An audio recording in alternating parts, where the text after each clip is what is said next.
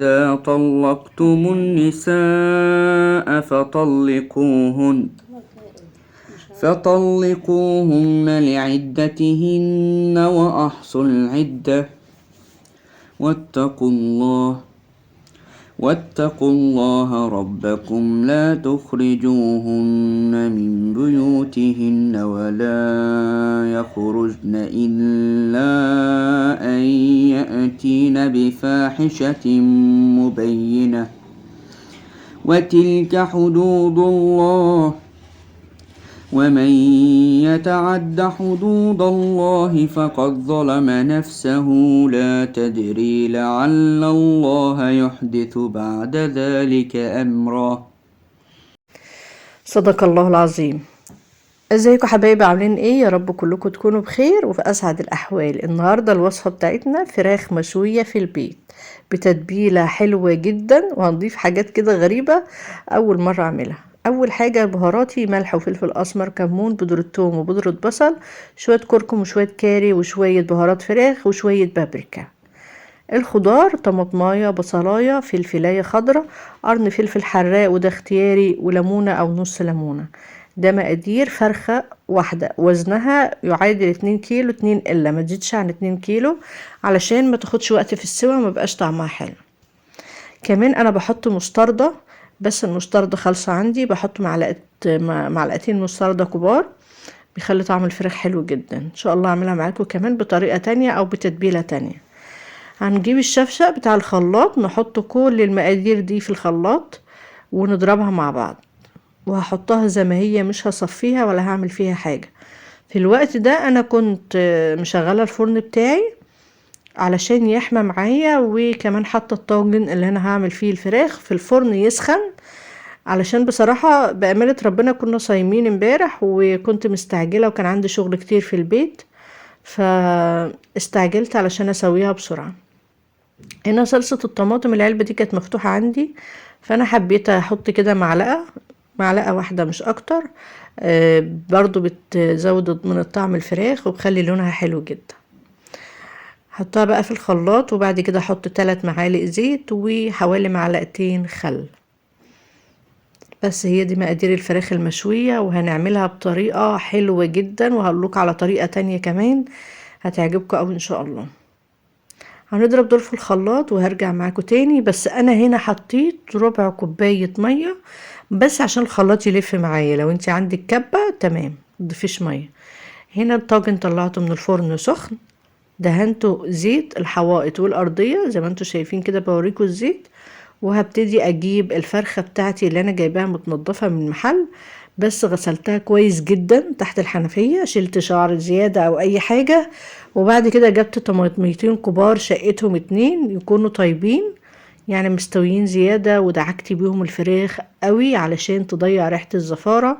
ولو عندك حبة دقيق كمان تقدري تغسليها بعد الطماطم بشوية دقيق ومية، وبعد كده تشطفيها شطفة، وبعد كده تنقعيها في ليمونة كبيرة او ليمونتين حوالي نص ساعة. هنا انا قطعت الفراخ فتحتها كلها كده زي ما انتوا شايفين، بحيث ان الفرخة بتاعتي تاخد من تتبيلة ويبقى طعمها حلو جدا كده، وما بقاش فراخ ايه الفرخة مش طايلها تتبيلة. انا كل حتة هيبقى طايلها تتبيلة زي ما انتوا شايفين كده، وكمان ده بيساعد على السوي بسرعة. هنزل بقى بالتتبيلة كده على الفراخ على طول زي ما انتوا شايفين لون التتبيلة. والله تحفة يا جماعة، لونها كان حلو والفراخ لونها حلو وطعمها احلى واحلى. انا سبت هنا شوية كده في قاع الخلاط علشان هعمل ايه، انا ادي اول مرة هعملها، بس انا حبيت استخدم البطاطاية دي، هقطعها شرايح سميكة شوية بحيث ان هي ما تتهريش مني في الفرن وتاخد وقت السوا بتاع الفرخة. وعايزة اقول لكم طعمها حلو جدا جدا، جربوها. ممكن تحطوا جزر، ممكن تحطوا بصل شرايح، ممكن تحطوا فلفل، ممكن تحطوا كوسة، اللي انتوا حابينه يعني. بس بصراحة كان طعمها حلو قوي. هبتدي اخد الطاجن ده ادخله الفرن على الصاجة اللي في الارض مش على الشبكة علشان تستوي كويس. وهاجي معاكم دلوقتي نعمل ايه، هنعمل شوية رز كده، شوية رز عسل كده. انا هنا معايا بهارات الرز البسمتي: حبة لومي، ورق غار 2 عود قرفة خشب، 3 عودان قرنفل فلفل اسمر وشوية بهارات كبسة وشوية كركم وكاري وشوية بهارات فراخ، وهضيف طبعا شوية ملح في الاخر. عايزة اقول لكم انا بعمله تحفة يا جماعة ليا، او لو عاملة اطعام او اي حاجة بجد حلو جدا جدا. هنقول لكم دلوقتي على الطريقة، بس برضو حصل موقف غريب. هو الفيديو كله النهاردة سبحان الله كده يعني بدون مونتاج. تمام كده. حاطة كمان 3 حبات حبهان بشيلهم في الاخر او بسيبهم للنصيب فيهم ياكلهم بقى. المهم هنا جبت حلة هحط فيها ايه شوية زيت صغيرين، وبعدين هستخدم معلقة سمنة بلدي زي ما انتوا شايفين كده، او زبدة لو ما عندكيش سمنة بلدي، زبدة اللي هي فرن او كريستال اي حاجة. حطيت زيت، انا ممكن اعمل بسمنة بس حطيت زيت بيدي لمعة على الرز وبيديله فلفلة، وكمان ما بيحرقش السمنة معايا. انا هنا دي خطوة غلط جدا. انا المفروض بقطع بطاطاية ايه بصلاية صغيرة او وسط واشوحها الاول وانزل عليها بالتوابل دي، بس انا نسيت معلش، كنت في اخر اليوم والصيام بقى وايه تهت منكم يعني. فشوحت البصلة في صينية وطفيت على التوابل. شوحت البصلة في طاسة وهنزل بالبصلة بتاعتي على التوابل في الحلة، وهرجع اشغل البوتاجاز تاني. انقذنا ما يمكن انقاذه. خلاص كده شغلت البوتاجاز تاني وهقلب بقى التوابل مع البصلة كده يدوني الريحة. اللي عرفني ان انا نسيت البصل الريحة، متخيلين؟ يعني انا بعرف الاكل مظبوط ولا لا من ريحته، او ناقصه حاجة او زايده حاجة من ريحة بس. نزلت كده بشوية رز مصري، رز مصري. مش بقولكوا الفيديو غريب، انا بقالي كتير جدا ما استخدمتش رز بسمتي الصراحة من ساعة ما غلي قوي كده.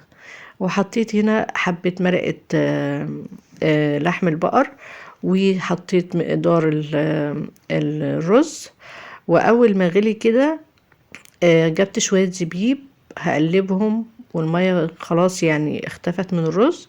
هقلبهم بس ياخدوا ايه شوية تقليبة كده مع الرز، وهجيب كمان شوية لوز في الاخر خالص ده بقى.